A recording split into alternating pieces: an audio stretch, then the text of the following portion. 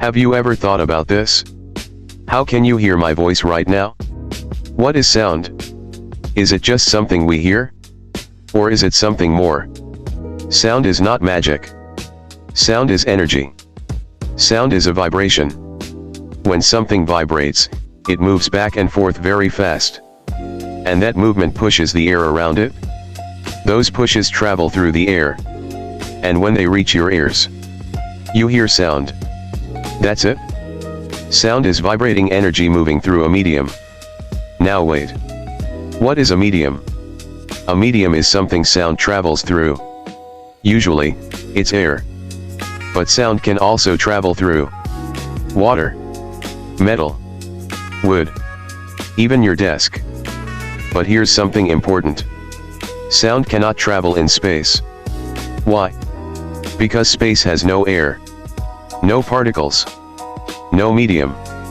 And without particles, sound cannot move. That's why in movies, explosions in space make noise. But in real life, it would be completely silent. Now let's understand how sound moves. When something vibrates like a speaker or your vocal cords, it pushes air particles. Those air particles bump into the next ones. Then those bump into the next ones. This creates a wave. Not a water wave, but a compression wave. The particles don't travel far.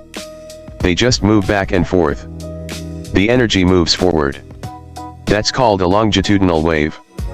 The movement of particles is in the same direction as the wave. Now let's talk about frequency. Frequency means how many vibrations happen in 1 second. We measure it in hertz. If something vibrates 100 times in 1 second, that is 100 hertz. Higher frequency means higher pitch. That's why a whistle sounds sharp and high. Lower frequency means lower pitch. That's why thunder sounds deep and heavy. Now what about loudness? Loudness depends on amplitude. Amplitude is how big the vibration is. Small vibration, soft sound. Big vibration, loud sound. So remember this. Frequency controls pitch. Amplitude controls loudness. Simple. Now here's something cool. Sound travels at different speeds. In air, sound travels about 343 meters per second. That's fast. But in water, it travels even faster. In metal, even faster than that. Why? Because in solids, particles are closer together. So they pass energy faster. That's why if you put your ear on a railway track, you can hear a train before it arrives through the air. Because sound moves faster in metal. Now let's talk about echo. Echo happens when sound waves hit a surface and bounce back. Like shouting in a mountain area. You hear your voice again. That reflected sound is called an echo. And if the reflection happens very quickly, it becomes reverberation. That's why big halls have special wall designs to control sound reflection. Now think about this. When you speak, your vocal cords vibrate.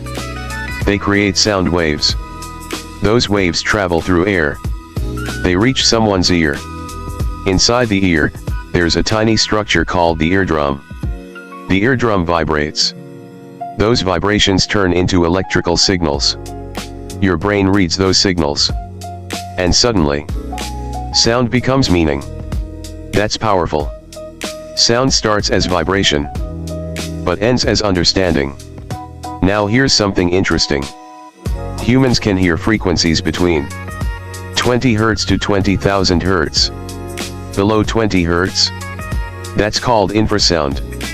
Above 20,000 Hz? That's ultrasound. Dogs can hear higher frequencies than humans.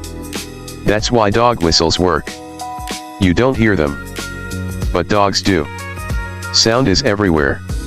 Music, speech, thunder, wind, heartbeat. All of it is vibration. Physics is not boring. It's explaining reality. Every time you clap, every time you talk, every time you listen to music, you are experiencing waves moving through particles. invisible, but powerful. So next time you hear a sound, remember, you are not just hearing noise. You are detecting energy in motion. You are feeling vibrations traveling through space and matter. That is the physics of sound.